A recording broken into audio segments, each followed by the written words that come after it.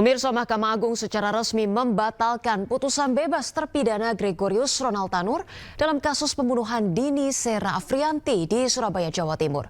MA memvonis Ronald Tanur 5 tahun penjara. Dengan amalnya mengabulkan permohonan kasasi dari pemohon kasasi garis miring penuntut umum pada Kejaksaan Negeri Surabaya. Kemudian membatalkan putusan Pengadilan Negeri Surabaya nomor 454 garis miring PIT B 2024 garis miring PN Surabaya tanggal 24 Juli 2024 tersebut. Kemudian mengadili sendiri. 1. Menyatakan terdakwa Gregorius Ronald Tanur, anak dari Iqbal Tanur, telah terbukti secara sah dan meyakinkan bersalah melakukan tindak pidana penganiayaan yang mengakibatkan mati. 2.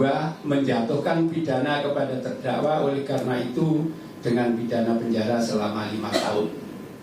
Maka secara administrasi hakim tersebut akan diberhentikan sementara dari jabatannya oleh Presiden atas usul Mahkamah Agung, dan apabila di kemudian hari dinyatakan terbukti bersalah melakukan tindak pidana dengan putusan yang berkekuatan tetap, maka ketiga hakim tersebut akan diusulkan pemberhentian tidak.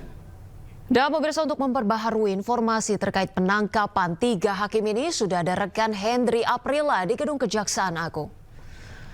Baik, selamat siang Hendry. Jam berapa 3 hakim yang ditangkap di Surabaya ini akan tiba di Gedung Kejagung? Silakan dengan laporan Anda.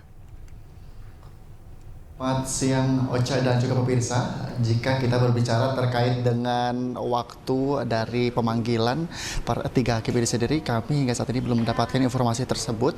Namun jika kami dapat ricikan ini bahwa terkait dengan kasus bahwa dapat kami jelaskan juga terkait dengan Kejaksaan Agung yang akan menangkap 3 orang hakim yang mana Pengadilan Negeri Surabaya yang membebaskan terdakwa kasus penganiayaan Ronald Tanur dalam OTT atau operasi tangkap tangan. Dan tentunya dapat kami sampaikan juga ini 3 nama yang juga dapat kami sebutkan. Satu diantaranya yakni yang berinisial dengan ED begitu, lalu M dan juga HH, dan satu lagi ini yakni satu pengacara yang juga sudah ditahan di Rutan Salemba Cabang Kejaksaan Agung.